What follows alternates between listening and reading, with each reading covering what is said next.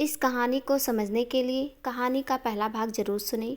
अनिरुद्ध ओबराय संजना से मिलने के बाद सीधा अपनी ओबराय फार्म कंपनी के लिए निकल गया।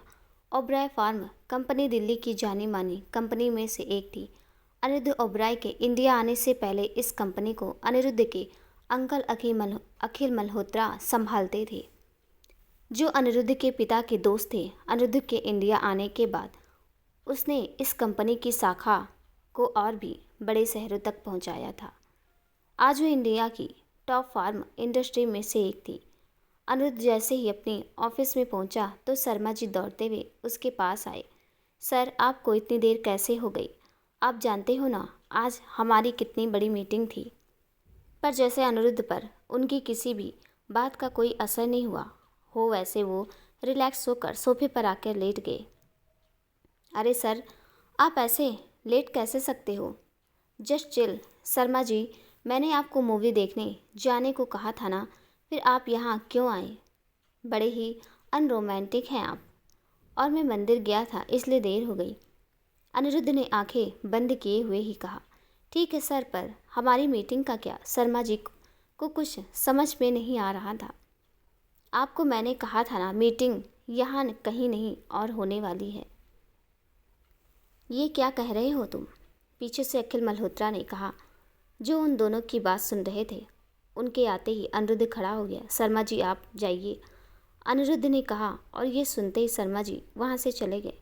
अनिरुद्ध, तुम ये क्या कह रहे हो? अखिल जी, जो ये बात सुनकर थोड़े गुस्से में लग रहे, उन्होंने थोड़ी कड़क आवाज़ से पूछा। जी अंकल, मैं सही कह रहा हूँ। अमेरिका से जो पार्टी आज मीटिंग के लिए आने वाली थी, उनको यहाँ तक पहुँचने नहीं देने की साजिश की गई। अनिरुद्ध ने थोड़ा गंभीर होते हुए कहा, क्या? पर किसने ये साजिश की है? अखिल जी थोड़ा शौक थे ये सुनकर। ये मैं आपको अभी नहीं बता सकता। आप चिंता मत करिए, मैं सब संभाल लूँगा। वो लोग उनको बेवकूफ़ बना सकते हैं, पर मुझे नहीं। इसलिए जो वो कर रहे हैं वो करने दो। आप रिलैक्स हो जाइए और घर जाकर आराम करिए। अनिरुद्ध ने एकदम शांति से कहा, पर बेटा, वो है कौन? वो तो मुझे बताओ। मुझे तुम्हारी चिंता हो रही है। पहले ही इस डील की वजह से कई लोगों का ध्यान तुम पर है, इसलिए तो मैं तुम्हें किसी के सामने नहीं आने दे रहा। अंकल, इसलिए मुझे वो लोग नहीं पहचानते, पर आपको तो पहचानते हैं। मैं नहीं चाहता कि आप लोगों पर कोई मुसीबत आए। मैं सब संभाल लूँगा। कहा ना आपको। आप प्लीज़ घर जाइए और आराम कीजिए। अनिरुद्ध की बात सुनकर अखिल जी वहाँ से जाने लगे। उनके जाते ही अनिरुद्ध खिड़की के पास आया और एक तीखी मुस्कुराहट लेते हुए जूस पीने लगा। अखिल मल्होत्रा पीछे से अभी भी अनिरुद्ध को देख रहे थे और सोच रहे थे कि पता नहीं ये लड़के के दिमाग में क्या चल रहा है। अच्छा होगा इस मामले से दूर ही रहूं। एक बार मामला सुलझ जाए फिर देखूंगा। और फिर वो वहाँ से चले गए। इस तरफ जैसे जगदीश त्रिपाठी ने प्लान किया था, वैसे ही उनके आदमी नकली आईडी बनाकर जो पार्टी अमेरिका से ओबराय फार्म कंपनी में आने वाली थी, उनको एक होटल में लेके आ गए, जहां पहले से ही जगदीश त्रिपाठी के साथ कई और शहर के बड़े लोग कोट पहने हुए मौजूद थे। उन लोगों के आते ही जगदीश त्रिपाठी उनके स्वागत के लिए खड़े होकर आगे आए। Hello, me Joseph, welcome. Thank you mister Malhotra, Joseph ने कहा।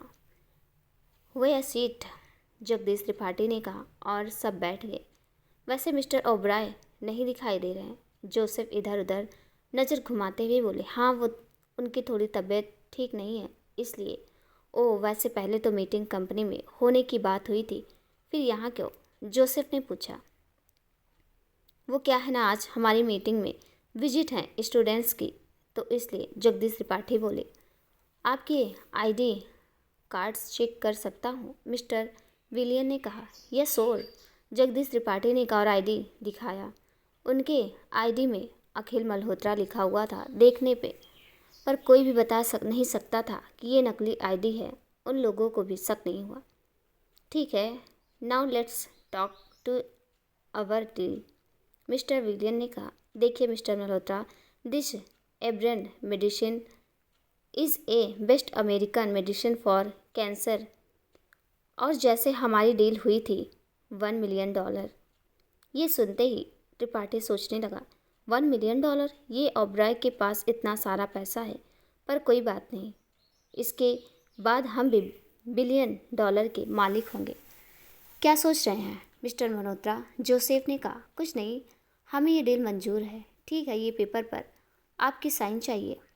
मिस्टर विलियन पेपर दिखाते हुए बोले। फिर जगदीश त्रिपाठी ने साइन की और एक बड़ा सा बैग उनको दिया जिसमें $5 लाख थे। ये लीजिए, ये एडवांस, बाकी के डिलीवरी के बाद मिल जाएंगे। थैंक्स। और मेडिसिन के बॉक्स आपके एड्रेस पर पहुंच जाएंगे। ये लीजिए 10 बॉक्स, आप चाहें तो चेक कर सकते हैं, जोसेफ ने कहा। जगदीश त्रिपाठी के आदमी ने सब चेक किया। सब चेकिंग बाद थोड़ा पेपर वर्क हुआ और वो लोग वहाँ से चले गए। उनके जाते वो लोग ज़ोर ज़ोर से हंसने लगे। ये फिरंगी तो इतनी आसानी से बेवकूफ़ बन गए। जगदीश त्रिपाठी ने हंसते हुए कहा, अब हम इस दवाई को 2 गुने दामों में बेचेंगे और कमाएंगे $1 बिलियन। साथ में खड़े मंत्री भी बोल पड़े, हाँ, अब ये मेडिसिन इंडिया नहीं बल्कि कोरिया जाएगी। जगदीश त्रिपाठी जहरीली मुस्कुराहट के साथ बोले, जिसमें से लालच की बड़ी बू आ रही थी। फिर वो लोग आगे का प्लान बनाने लगे। इस और संजना बेचैनी में इधर उधर टहल रही थी।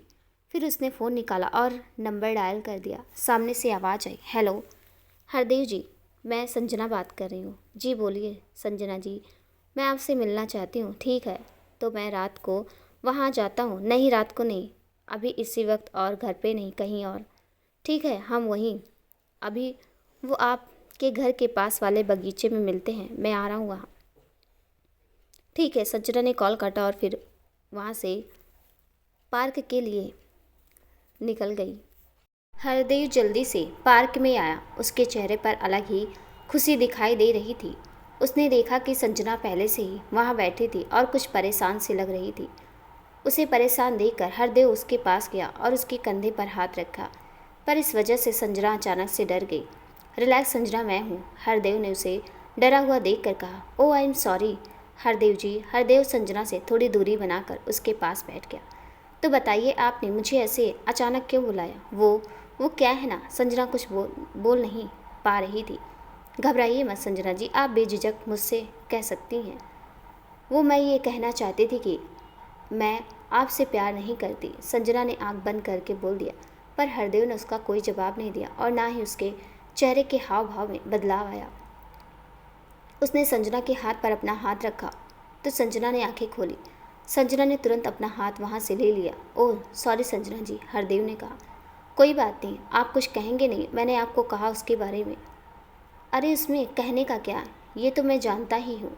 आप मुझे अभी जानते भी नहीं अच्छी तरह से, तो प्यार कैसे कर सकती हैं? पर मुझे यकीन है कि समय के साथ सब ठीक हो जाएगा, हरदेव ने बड़े ही शांत होकर कहा। नहीं, आप समझे नहीं, मैं कभी आपसे प्यार नहीं कर सकती। मैं सिर्फ अनिरुद्ध से प्यार करती हूँ और मेरी आखिरी सांस तक सिर्फ मैं उसे से प्यार करती रहूँगी। ये सुनकर हरदेव को बहुत गुस्सा आया। उसने अपने हाथों की मुट्ठी कस ली, पर अपना गुस्सा संजना के सामने आने नहीं दिया। ये अनिरुद्ध मरने के बाद भी इसके दिमाग से नहीं जा रहा, इसकी तो। उसने सोचते हुए अपनी मुट्ठी इतनी कसी कि उसके नाखून हाथ में चुभने से खून बहने लगा। देखिए सज्जना जी, अनिरुद्ध अब वापस नहीं आने वाला, हरदेव ने गुस्सा कंट्रोल करते हुए कहा। नहीं, वो आएगा, संजना ने आंखें दिखाते हुए हरदेव से कहा। तो आप चाहती हैं कि मैं इस शादी से मना कर दूं? नहीं, मैं बस ये कहना चाहती हूँ कि ये शादी होगी, पर जो प्यार एक पत्नी को पति को देना चाहिए वो मैं आपको कभी नहीं दे पाऊँगी, संजना ने चेहरे नीचे करते हुए कहा। ठीक है, मैं आप पर कभी इसके लिए जोर ज़बरदस्ती नहीं करूँगा। तो आप ये जानने के बाद भी मुझसे शादी करने के लिए तैयार हैं? हाँ, क्योंकि मैं जानता हूँ कि ये रिश्ता आगे जाके ज़रूर अच्छा होगा और मुझे खुद पर पूरा भरोसा है। ठीक है, तो मैं भी तैयार हूँ आपसे शादी करने के लिए। आप एक बहुत अच्छे इंसान हैं। थैंक यू हरदेव जी, मुझे समझने के लिए। वेलकम संजना जी, अब मैं चलती हूँ, बाय। ठीक है, ख्याल रखिएगा अपना। संजना ने हाँ में सिर हिलाया और वहाँ से चली गई। उन दोनों के जाते ही पेड़ के पीछे छुपे वे इंसान ने फ़ोन निकाला और किसी से बात करने लगा। सर, वो दोनों चले गए हैं। क्या बात कर रहे थे? सामने से आवाज़ आई। फिर उस आदमी ने सब बताया जो उसने सुना था। ठीक है, ऐसे ही नज़र रखते रहो और मुझे बताते रहना। ठीक है सर, उसने कहा और फ़ोन काट दिया। संजना तेजी से अपने घर के लिए जा रही थी, तभी उसने एक पानी पूरी का ठेला देखा और वहाँ पर खड़े इंसान को देखकर वो चौंक गई। वो तुरंत पानी पूरी के ठेले के पास गई और उसने कहा, आप यहाँ? उसने पीछे देखा तो संजना को देखकर स्माइल करने लगा और बोला, हाँ मैं, क्यों, मैं यहाँ पानी पूरी खा नहीं सकता? हाँ, पर अनिरुद्ध ओबराय यहाँ पानी पूरी खा रहे हैं, ये कुछ हजम नहीं हो रहा मुझे। संजना को ये देखकर बहुत ही आश्चर्य हो रहा था। अरे, पानी पूरी का असली मज़ा तो यहीं आता है, रास्ते पर खड़े होकर तीखी चटपटी पानी पूरी खाना। आह, ओ भैया, और थोड़ी तीखी बनाओ ना, अनिरुद्ध ने पानी पूरी का स्वाद लेते हुए कहा। हाँ, ये आपने सही कहा, मेरे अनिरुद्ध को भी यहाँ की पानी पूरी बहुत पसंद थी, हम लोग अक्सर यहाँ आया करते थे। संजना के चेहरे पर स्माइल आ गई थी। वो दिनों के बारे में सोचकर, तो आज नहीं खाएंगे आप? अनिरुद्ध ने पानी पूरी खाते हुए कहा। आपको देखकर मेरा भी मन तो कर रहा है, पर कुछ नहीं। भैया, इनके लिए एक प्लेट बनाइए। अनिरुद्ध ने संजना की बात काटते हुए कहा। ठीक है, दे दो भैया, चलो देखते हैं कौन ज़्यादा पानी पूरी खा सकता है। क्या कहती हैं आप? क्या मुकाबला और पानी पूरी का, और वो भी एक लड़की के साथ? हार जाएंगे मिस्टर ओबराय, ये कहकर संजना हंसने लगी। लेट्स सी, ये कहकर दोनों एक के बाद एक पानी पूरी खाने लगे। एक प्लेट, दो प्लेट और तीसरी प्लेट खाकर संजना रुक गई।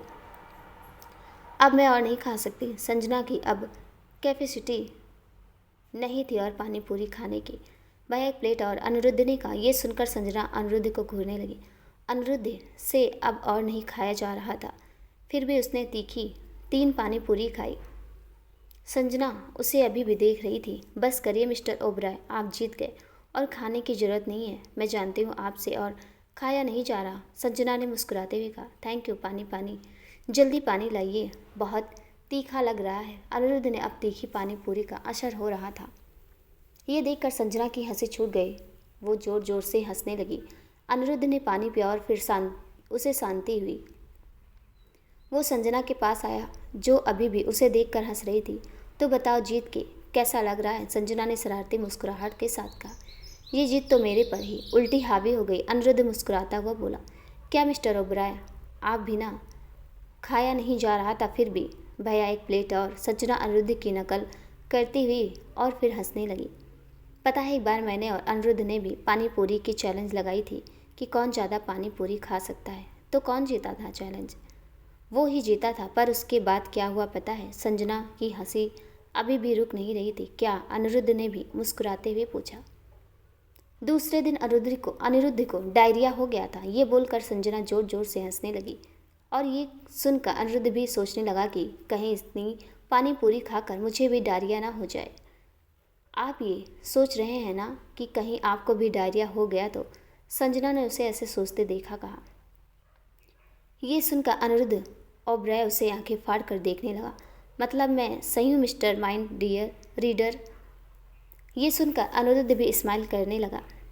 चलिए मैं चलती हूँ, टेक केयर। हाँ, संजना ने टेक केयर पर ज़्यादा भार देते हुए कहा और स्माइल करती हुई वहाँ से चली गई। अनिरुद्ध अभी भी उसे देखकर स्माइल करता रहता। फिर उसने शर्मा जी को कॉल लगाया और कहा, शर्मा जी, मैं घर जा रहा हूँ और हाँ, डायरिया की मेडिसिन मेरे रूम में रख देना। क्या सर, आपको डायरिया हो गया? पर कैसे? हुआ नहीं है, पर होने वाला है। इतना कहकर उसने फ़ोन काट दिया। ये पानी पूरी वाली चैलेंज मुझे महंगी ना पड़ जाए तो अच्छा है। ये सोचते सोचते अनिरुद्ध ओबराय वहाँ से चला गया। संजना मुस्कुराते हुए घर में दाखिल हुई। मोहित हॉल में सोफे पर बैठा था। उसका ध्यान संजना पर गया। उसे मुस्कुराता देख कर मोहित के चेहरे पर भी स्माइल आ गई। कितने समय के बाद आज मुझे मेरी पहली वाली संजू दिखाई दे रही है। ऐसे ही मुस्कुराती रहे मेरी लाडो। मोहित मन में ही संजना को देखकर बोला। उसे कुछ याद आया और उसने तुरंत संजना को रोका। संजू। हाँ भाई। संजना ने तुरंत ही पीछे मुड़ के कहा, यहाँ आओ, तुम्हें कुछ बताना है। मोहित ने खुश होते हुए कहा। ऐसा क्या है भाई जो आप इतने खुश हो रहे हो? आज किंजल का कॉल आया था। वो कनाडा से 2 दिन के बाद तुम्हारी शादी के लिए यहाँ आने वाली हैं। क्या सच? किंजल आने वाली है? हाँ बाबा, हमारी किंजू वापस आ रही है हमारे पास। मैं बता नहीं सकती कि मैं ये सुनकर कितनी खुश हूँ। इतने दिनों के बाद आज कोई अच्छी खबर मिली है मुझे। संजना बहुत ही खुश थी ये सुनकर। वो जल्दी से दौड़ते हुए ऊपर गई और उसने किंजल को कॉल लगा दिया। हाय मेरी संजू डार्लिंग। किंजल ने कॉल उठाते हुए कहा, हाय किंजू, कैसी हो तुम? मैं एकदम झक्कास, तुम बताओ। तुम्हारे आने की खबर सुनकर मैं भी झक्कास हो गई, संजना ने कहा और ये सुनकर दोनों ही हंसने लगी। और बताओ मासी क्या कर रहे हैं? संजना ने कहा, मम्मी एकदम बढ़िया है, वो भी तुमसे और मासी को मिलने के लिए उतावली हुई जा रही हैं। सुनो, एक बार तुम आओगी तो फिर मैं जाने नहीं देने वाली तुमको, समझी?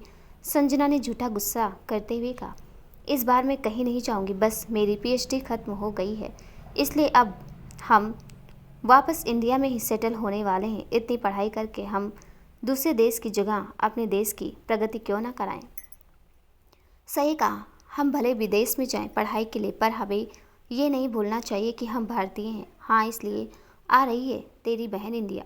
हाँ, जल्दी आ जा मैं तुम्हारे इंतज़ार करूँगी। वहाँ से निकलते टाइम फ़ोन कर देना। मैं अपना और मासी का ध्यान रखना। हाँ फिक्र मिनिस्टर। चलो बाय। किंजल ने कहा, हाँ बाय नौटंकी कहीं की, संजना ने मुस्कुराते हुए कहा और फ़ोन काट दिया। अगले दिन सुबह जैसे अनिरुद्ध ने सोचा था वैसे ही उसकी तबीयत खराब हो गई थी और वो मन ही मन खुद को कोस रहा था कि उसने क्यों ये चैलेंज लगाई। मेडिसिन लेने के बाद दोपहर तक उसकी तबीयत ठीक हो गई थी। वो आईने के सामने गया और तैयार होने लगा। उसने एक रबर फेस मास्क निकाला और चेहरे पे पहन लिया, फिर तैयार होके बाहर चला गया। इस तरफ संजना के घर की शादी की तैयारियां हो रही थी। अब बहुत कम वक्त बचा था। एक दिन बाद शादी की रस्में शुरू होने वाली थी। संजना की माँ मोहित और संजना के पापा हॉल में बैठकर मेहमानों की लिस्ट बना रहे थे। तभी दरवाजे की घंटी बजी। मैं देखता हूँ, मोहित ने कहा और वो दरवाज़ा खोलने चला गया। उसने दरवाज़ा खोला तो सामने खड़े हुए इंसान को देखकर खुश हो गया। मिस्टर ओबराय आप? हाँ, मैं कुछ काम से आए हूँ, अनिरुद्ध ने कहा। आइए ना। मोहित उनको अंदर लेके आया। राजेश जी और रागिनी जी अनिरुद्ध को देख रहे थे और सोच रहे थे कि ये कौन है भला। तभी मोहित बोला, पापा ये अनिरुद्ध ओबराय हैं, ओबराय फार्म इंडस्ट्री के ऑनर। हमारी मीटिंग भी एक हफ्ते पहले इनके साथ था। वो ये सुनकर राजेश जी और रागिनी जी खड़े हो गए। आप खुद हमारे घर आए, ये तो हमारे लिए बहुत ही खुशी की बात है। राजेश जी ने हाथ जोड़ते हुए कहा, अरे मिस्टर सिंघानिया, ये आप क्या कर रहे हैं? आप मुझसे बड़े हैं, आइए ना बैठिए, मोहित ने कहा। मोहित, मैं आपको ये बताने के लिए यहाँ आया हूँ कि हमारी जो मीटिंग हुई थी उसके बाद हमने ये तय किया है कि हमारी नई कंपनी जो दिल्ली में बनने वाली है उसका कॉन्ट्रैक्ट हम आपकी सिंघानिया कंस्ट्रक्शन कंपनी को देना चाहते हैं। अनिरुद्ध के मुंह से ये बात सुनकर मोहित और राजेश जी दोनों ही खुश हो गए। Thank you mister Oberoi, thank you so much, Mohit ने खुश होते हुए कहा। मैं अभी कुछ मीठा लेके आती हूँ, रागिनी जी ने कहा और वो भी खुश होते हुए किचन में चली गई। मिस्टर ओबराय, आपका बहुत बहुत शुक्रिया, राजेश जी ने फिर से हाथ जोड़ते हुए कहा। शुक्रिया की कोई ज़रूरत नहीं है, ये सब आप ही लोगों की मेहनत है। वैसे मैं मीटिंग में पता था तो नहीं, अखिल अंकल कह रहे थे कि आपने जो प्रेजेंटेशन दिया था उसे देखकर कोई भी आपको मना नहीं कर सकता था। अनिरुद्ध की बात सुनकर मोहित और भी खुश हो गया। वो प्रेजेंटेशन मेरी बहन ने तैयार किया था, बहुत ही टैलेंटेड है वो। मोहित को संजना पर बहुत ही प्राउड हो रहा था। ओह दैट्स ग्रेट, तो मुझे मिलना पड़ेगा आपकी टैलेंटेड सिस्टर से। हाँ, वो अभी आती ही होगी, राजेश जी बोले और ऊपर देखने लगे कि संजना अभी तक नीचे क्यों नहीं आई। वैसे आपकी ये स्माइल देखने के लिए मैं खुद यहाँ आ गया, अनिरुद्ध ने स्माइल करते हुए कहा। ये आपने बहुत अच्छा किया, इसी वजह से हमें आपकी खातिरदारी करने का मौका मिल गया, राजेश जी मुस्कुराते हुए बोले। सुनिए जरा आइए। तो रागिनी जी ने किचन से आवाज़ लगाते हुए कहा, मैं ज़रा 1 मिनट में आया, राजेश जी ने कहा और वो किचन की तरफ जाने लगे। मोहित, सर कोई पर्सनल आया है, पार्सल आया है, आपकी साइन मांग रहे हैं, राजू ने मोहित के पास आते हुए कहा। I am sorry mister Oberoi, मैं बस 5 मिनट में आया, रियली सॉरी, अर्जेंट है। कोई बात नहीं मोहित, इसमें सॉरी कहने की कोई बात नहीं है, मैं यहाँ ठीक हूँ, आप आराम से जाके आई, अनिरुद्ध ने मुस्कुराते हुए कहा। मोहित के जाते अनिरुद्ध इधर उधर टहलने लगा और थोड़ी देर में ऊपर देख रहा था। तभी संजना सीढ़ियों से नीचे उतरती हुई आ रही थी। उसका ध्यान नीचे की ओर था। अनिरुद्ध सीढ़ियों के पास पीछे मुड़ के खड़ा हुआ था। संजना को वो दिखाई नहीं दिया और वो उससे टकरा गई। वो जैसे ही गिरने वाली थी, अनिरुद्ध ने उसको पकड़ लिया। दोनों ही एक दूसरे के चेहरे को देख रहे थे। जैसे ही संजना को एहसास हुआ कि अनिरुद्ध ने उसे पकड़ा हुआ है, वो थोड़ी दूर हो गई। आप यहाँ? संजना को अपनी आंखों पर यकीन नहीं हो रहा था। हाँ, मैं यहाँ, अनिरुद्ध ने स्माइल करते हुए कहा। वैसे ठीक है आप? चोट तो नहीं लगी? ऐसे कोई सीढ़ियाँ उतरता है भला? गिर जाती तो? अनिरुद्ध को ऐसे बोलते देख संजना उसे एकटक देख रही थी। ये देखते हुए अनिरुद्ध चुप हो गया। मैं बिल्कुल ठीक हूँ। आपका बहुत बहुत शुक्रिया मुझे गिरने से बचाने के लिए, संजना ने स्माइल करते हुए कहा। पर आप यहाँ मेरे घर पर कैसे? संजना को अब भी कुछ समझ नहीं आ रहा था। वो कुछ काम से आया था, मिस्टर सिंघानिया और मोहित से मिलने। ओह, अब मैं समझी। वो हमारी आपकी कंपनी के साथ मीटिंग हुई थी, अब याद आया मुझे। हाँ, और वो कॉन्ट्रैक्ट आपको मिल गया है, कॉन्ग्रेचुलेशंस। क्या आप सच कह रहे हो? संजना ने खुश होते हुए कहा। कोई शक? Thank you. भाई तो बहुत खुश होंगे। वैसे आपने प्रेजेंटेशन कमाल का बनाया था, आपको कैसे पता? मोहित बता रहे थे। ओह, संजना ने कहा। वैसे आपने कोई कोर्स किया है इसका? नहीं, वो अनिरुद्ध ने सिखाया था मुझे ये सब। नाइस। अरे, आप लोग एक दूसरे को पहले से ही जानते हो? मोहित ने वहाँ आते हुए पूछा। हाँ, दोनों एक साथ कहा। हाँ, मंदिर पे मुलाकात हुई थी इनसे, संजना ने बात संभालते हुए कहा। ओह, ये तो बहुत अच्छी बात है। आइए बैठकर बातें करते हैं, मोहित ने कहा और वो तीनों बैठकर थोड़ी देर बातें करने लगे। चलिए अब मैं चलता हूँ, अनिरुद्ध ने खड़े होते हुए कहा। तभी रागिनी जी और राजेश जी वहाँ पर आ गए। अरे ऐसे कैसे, खाना खाए बिना आपको हम जाने नहीं देंगे, राजेश जी ने अनिरुद्ध के पास आते हुए कहा।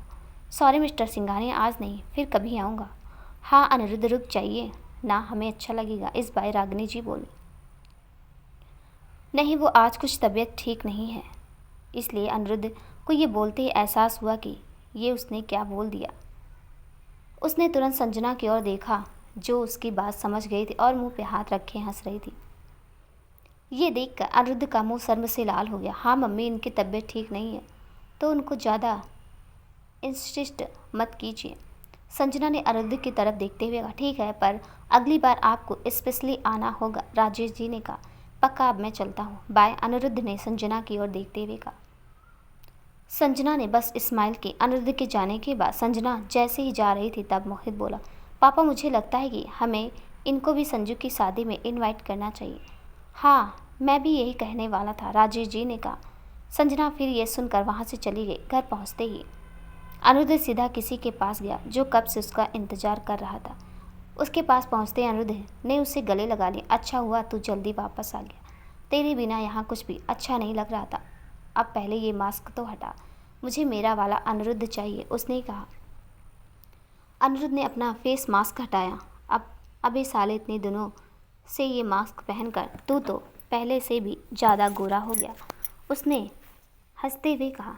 तुझे मजाक सूझ रहा है? मैं यहाँ इस सब से परेशान हो चुका हूँ। अनिरुद्ध कुछ उदास हो गया था। कोई बात नहीं यार, बस सिर्फ कुछ दिन ही की ही बात है, फिर देखना सब कुछ ठीक हो जाएगा, उसने कहा। हाँ, मैं भी यही चाहता हूँ कि मेरी असली पहचान जल्दी से सबके सामने आ जाए।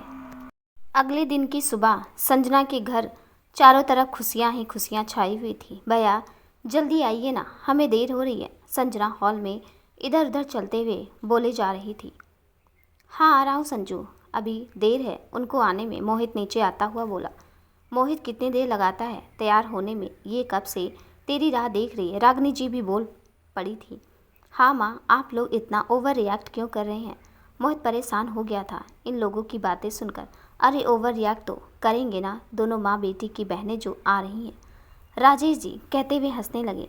अब चलिए भी भैया, यहाँ खड़े रहकर बातें ही करते रहेंगे क्या? संजना मोहित को खींचकर ले जाने लगी। क्या कर रही है? आ तो रहा हूँ, ऐसे खींच मत मुझे।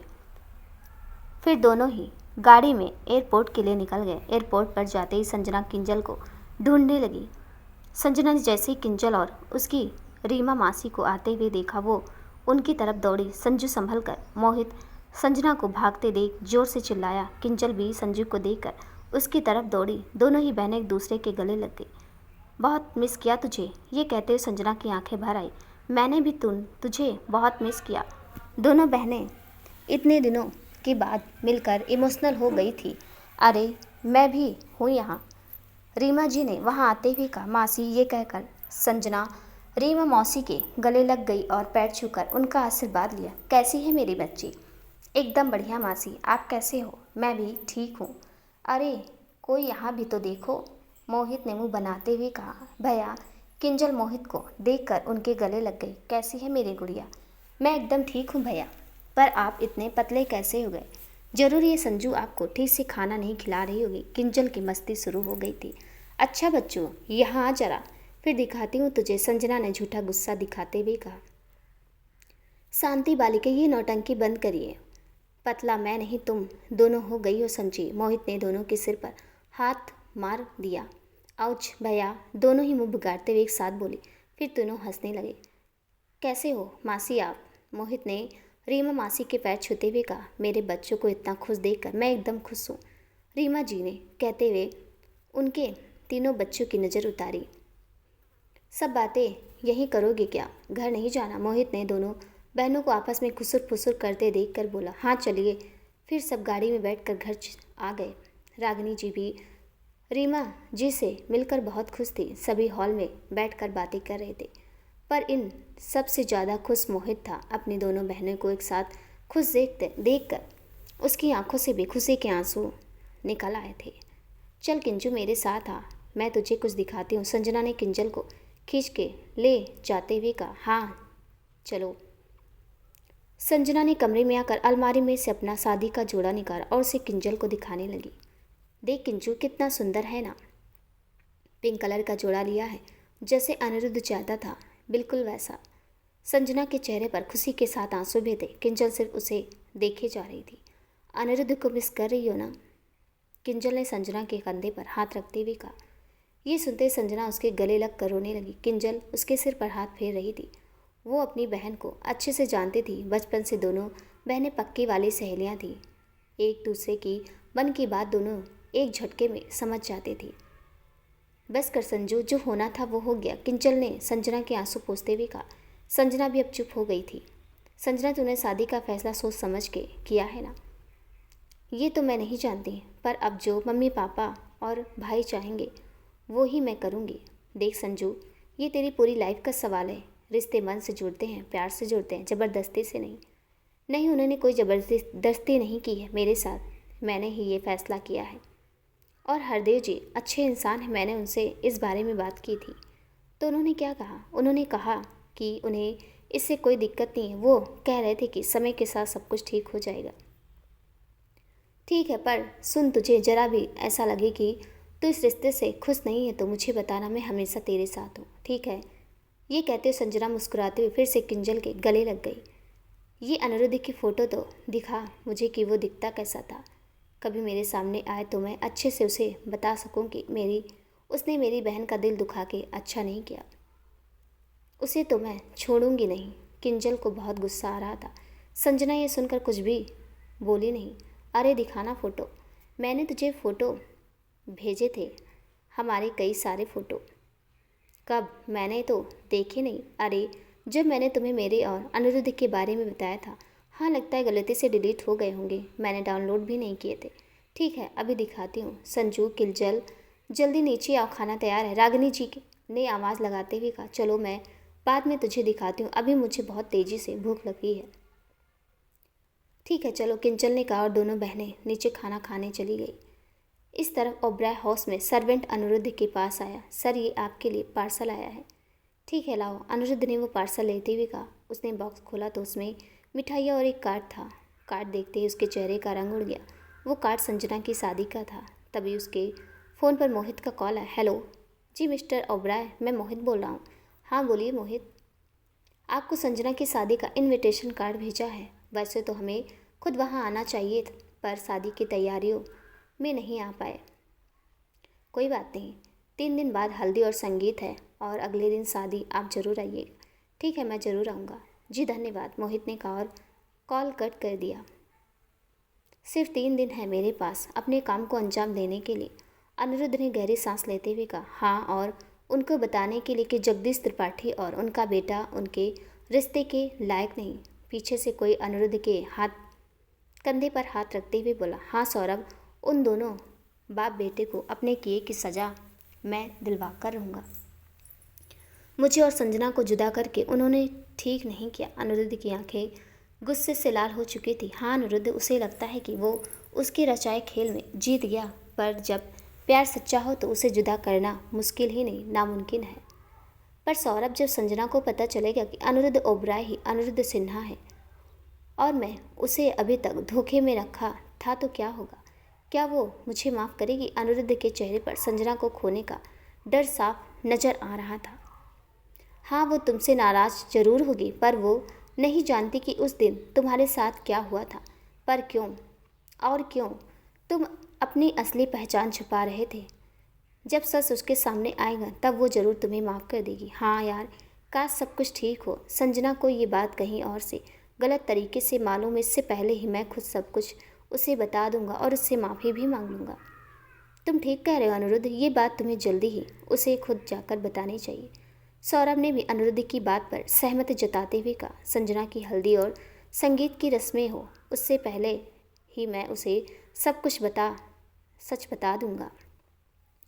उसकी और हरिदेव की सगाई मैंने कैसे भी करके बर्दाश्त कर ली, पर उसके नाम की हल्दी और मेहंदी संजना को लगे ये मैं हरगिज बर्दाश्त नहीं कर पाऊंगा। अनिरुद्ध ने खड़े होकर गुस्से में और अपनी मुट्ठी कस ली थी। डोंट वरी अनिरुद्ध, हम ऐसा कुछ नहीं होने देंगे, मैं तुम्हारे साथ हूँ। सौरभ ने अनिरुद्ध को सांत्वना देते हुए कहा। हाँ, और हम भी। पीछे से सौरभ के मम्मी पापा अखिल मल्होत्रा और अनुराधा मल्होत्रा ने आते हुए कहा। उन सबको ऐसा अपना साथ देते हुए देखकर अनिरुद्ध की आंखें भर आई। Thank you uncle aunty. Aniruddh ने दोनों को एक साथ गले लगा लिया। मेरे बच्चे, तो चिंता मत कर, ईश्वर सब कुछ ठीक कर देगा। अनुराधा जी ने अनिरुद्ध के सिर पर हाथ फेरते हुए कहा। हाँ बेटा, तेरी आंटी बिल्कुल सही कह रही है, तू बस अपने प्लान पर फोकस कर। अखिल जी भी अनिरुद्ध के सिर पर हाथ रखते हुए बोले।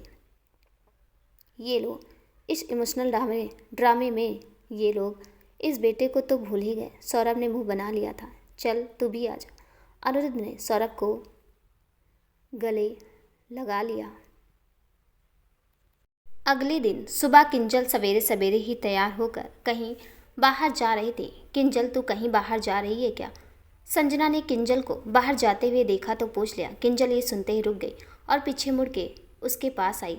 हाँ, वो मेरी पुरानी सहेली है ना, उससे मिलने जा रही हूँ। वो बहुत इंसिस्ट कर रही थी तो मैंने सोचा एक बार मिलने चली ही जाती हूँ। अच्छा ठीक है, पर जल्दी वापस आ जाना और अपना ख्याल रखना और गाड़ी से ही जाना। हाँ हाँ, गाड़ी से ही जा रही हूँ। अब मैं जाऊँ? हाँ जा, संजना ने कहा और वो भी अपने काम में लग गई। किंजल गाड़ी से जा रही थी, तभी उसने पार्क में किसी को देखा। भैया जरा यहाँ गाड़ी रोकिए। ड्राइवर ने पार्क के पास गाड़ी रोकी। किंजल गाड़ी से बाहर आई और पार्क के अंदर चली गई। सामने खड़े उस दो लड़के को देखकर उसके चेहरे पर बड़ी वाली स्माइल आ गई। वो उन दोनों के पास जाने लगी। जब उन दोनों की नज़र सामने से मुस्कुराती आ रही किंजल पर पड़ी तो दोनों एक साथ बोल पड़े। किंजल, हाँ, हाय सौरभ, हाय अनिरुद्ध। किंजल दोनों के पास आती हुई बोली। व्हाट ए बिजन सरप्राइज। हाँ किंजल, हमें तो पता ही नहीं था कि तुम दिल्ली में हो। सौरभ हाथ मिलाते हुए बोला। तुमसे मिलकर अच्छा लगा। अनिरुद्ध भी मुस्कुराते हुए बोला। हाँ, वो कल ही कनाडा से वापस आई हूँ मेरी सिस्टर की शादी के लिए। ओ नाइस, वैसे कैसी है तू बबली? सौरभ को किंजल का कॉलेज वाला निक नेम याद आ गया था। ओ अभी भी तू मुझे बबली बुलाएगा? लॉलीपॉप। किंजल भी वहाँ कम थी इस मामलों में। उसने सौरभ के कान खींचते हुए कहा। क्या कर रही है बबली? दर्द हो रहा है? तुम दोनों ने फिर ये कॉलेज वाला मेलो ड्रामा शुरू कर दिया। अनिरुद्ध की बात सुनकर किंजल ने सौरभ का कान छोड़ दिया। कितने दिन बाद हम मिले हैं, थोड़ा तो बनता है ना बबली? सौरभ ने किंजल का गाल खींचता हुआ बोला। ओह छोड़, ये तेरी आदत अभी तक गई नहीं क्या? किंजल ने अपने गाल पकड़ लिए थे जो लाल हो चुके थे। ये साला अपनी आदत ऐसे सीधे तरीके से थोड़ी ना छोड़ता है, क्यों बे? हाँ तो, सौरभ तिरछी नज़र से अनिरुद्ध को देखते हुए बोला। और बताओ कैसे हो तुम दोनों? हम दोनों एकदम ठीक है। तू बता, तू क्या कर रही है आजकल? सौरभ ने कहा। हम बस पीएचडी खत्म करके आई हूँ इंडिया सेटल होने। अरे वाह, ये तो बहुत अच्छी बात है। अनिरुद्ध भी खुश था अपने दोस्त के लिए। वैसे क्या दिन थे ना हमारी कॉलेज के, कितने मज़े करते थे हम सब। और तुम तीनों तो पूरी कॉलेज के स्टार थे, अनिरुद्ध, सौरभ और वो अकड़ू करण। भाई याराना तो हो ऐसा। ये बोलते किंजल हंसने लगी, पर ये सुनते अनिरुद्ध और सौरभ के मुंह उतर गए। किंजल को भी एहसास हो गया था कि उसने अभी अभी क्या बोल दिया था। आई एम सॉरी अनिरुद्ध, पता नहीं ये बात मेरी जुबान से कैसे निकल गई। इट्स ओके किंजल, उसमें तुम्हारी कोई गलती नहीं है। वो दिन ही की यादें ही कुछ ऐसी थी। वैसे ओबराय फार्म कंपनी को देख कर लग रहा है कि तुम दोनों हम जैसे फार्म सिस्टर की बारी नहीं आने देने वाले हो। ये सुनते अनिरुद्ध और सौरभ एक दूसरे को देखकर स्माइल करने लगे। वाकई तुम दोनों की सक्सेस देखकर बहुत प्राउड फील होता है। मैं हमेशा कहती रहती हूँ मेरे दोस्तों को कि ये मेरे दोस्त की कंपनी है। थैंक यू किंजल, दोनों एक साथ बोले। चलो अब मैं चलती हूँ, मुझे कहीं और भी जाना है। अब तो मुलाकात होती रहेगी। हाँ ये तो है, तुझसे मिलकर कॉलेज के दिन ताज़ा हो गए। अनिरुद्ध के चेहरे पर रौनक सी आ गई थी। वैसे बबली, तू अभी भी पहले जैसी नौटंकी और मस्ती करती है कि वो सब कम कर दिया? सौरभ को शरारत सूझी थी। क्या मतलब है तुम्हारा? किंजल आंख दिखाती हुई बोली। मतलब बुढ़ापे के साथ ये सब कम हो जाता है ना, इसलिए। तुम्हें क्या मैं बूढ़ी दिखती हूँ? अब ये फार्मा और पीएचडी ये सब करके तुम 35 या 40 की तो हो ही गई होगी। सौरभ बोलते हुए हंस पड़ा था। सौरभ तुम्हें ना मैं छोड़ूंगी नहीं।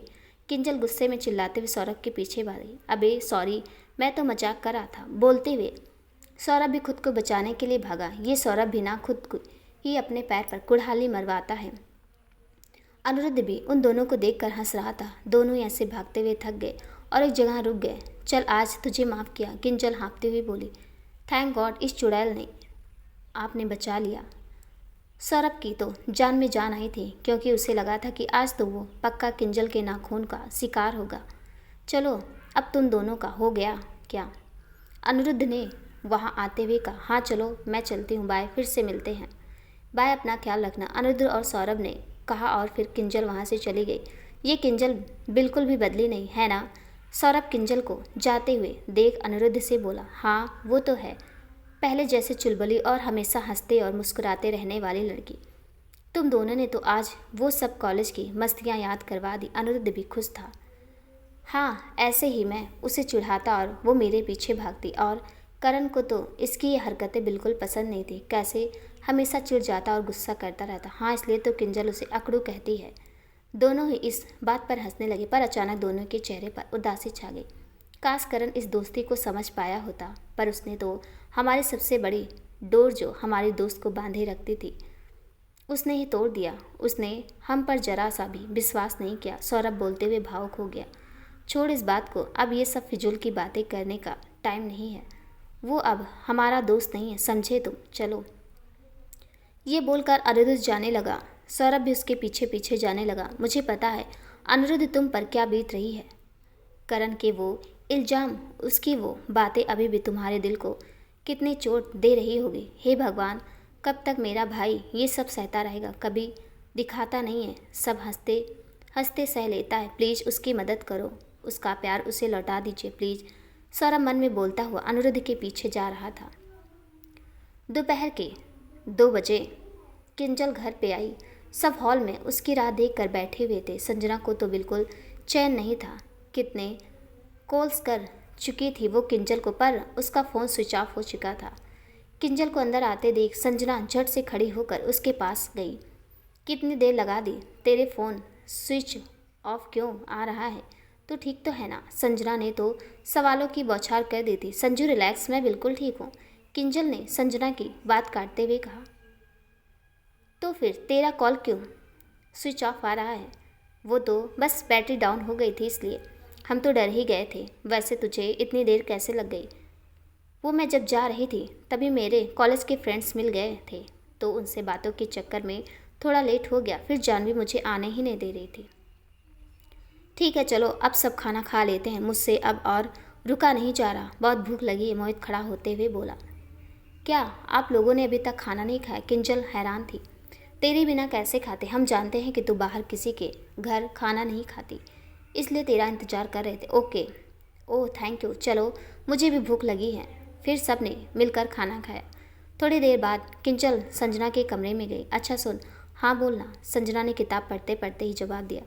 अरे ये छोड़ पहले और मेरी बात सुन। किंजल ने संजना की किताब उसके पास से ले ली। हाँ बोल, क्या बात है? वो क्या, मेरे अपने दो दोस्त को भी तुम्हारी शादी में इनवाइट कर रही हूँ। ये भी कुछ कोई पूछने की बात है? तुम्हें जिसको भी बुलाना है बुला सकती है, तुझे भी थोड़ी ना मना करूँगी। संजना ने प्यार से किंजल के गाल छूते हुए कहा। Thank you. वैसे तुम जानना नहीं चाहोगी कि मैं किसे इनवाइट करने वाली हूँ? हाँ ज़रूर जानना चाहती हूँ। कौन है वो? अनिरुद्ध ओबराय, फार्म कंपनी का ऑनर। किंजल ने एक्साइटेड होते हुए कहा। क्या? ये सुनकर संजना सरप्राइज हो गई थी। नहीं, यकीन नहीं हो रहा है ना? मतलब अनिरुद्ध तुम्हारे दोस्त हैं? हाँ, वो मेरा कॉलेज का फ्रेंड है। हम सब कनाडा एक ही फार्मा कॉलेज और एक ही क्लास में थे। ओए ऐसा है?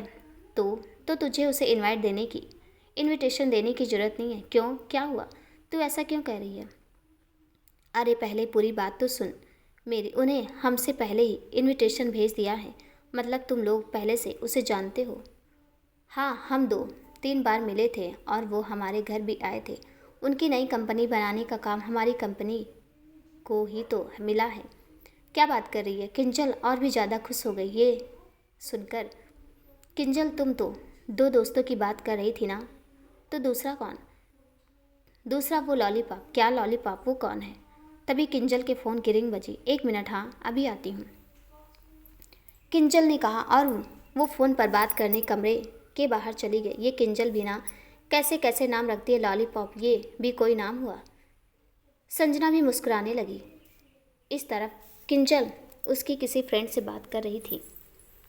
अच्छा सुन साजिया, आज मुझे अनिरुद्ध और सौरभ मिले। अरे वाह, ये तो बहुत अच्छी बात है। कैसे हैं दोनों? हैंडसम, दोनों बड़े चंगे हैं। थोड़े से भी चेंज नहीं हुए दोनों। अभी भी उतने हॉट हैं क्या? हाँ, अब तो और भी ज़्यादा हॉट हो गए हैं। पर तू ना ज़्यादा सपने मत देख, वो तुम्हारे लेवल के नहीं है, समझी? हाँ हाँ, ज़्यादा लेक्चर मत झाड़। तू ये बता, तेरा वाला कहाँ है? मेरे वाले का क्या मतलब है? ऐसा कोई नहीं है, समझी? तू ना मुझसे झूठ बोल सकती है पर छुपा नहीं सकती। नहीं नहीं, ऐसा कुछ नहीं है। तू करण के बारे में बोलना अवॉइड कर रही है ना, ताकि तू अपनी फीलिंग्स के किसी के सामने ना आने दे। यार प्लीज़ तू वापस मत शुरू हो जा। जब हम कॉलेज में थे तब भी उसकी गर्लफ्रेंड थी उसके साथ, और अब उसकी वाइफ भी होगी उसके साथ। उसकी लाइफ में मेरी जगह तब भी नहीं थी और कभी भी नहीं होगी। इसलिए ये बार बार मुझे उसके बारे में याद दिलाना बंद कर, समझी? किंजल गुस्से से बोली और फ़ोन काट दिया। पर पीछे संजना ने सब कुछ सुन लिया था।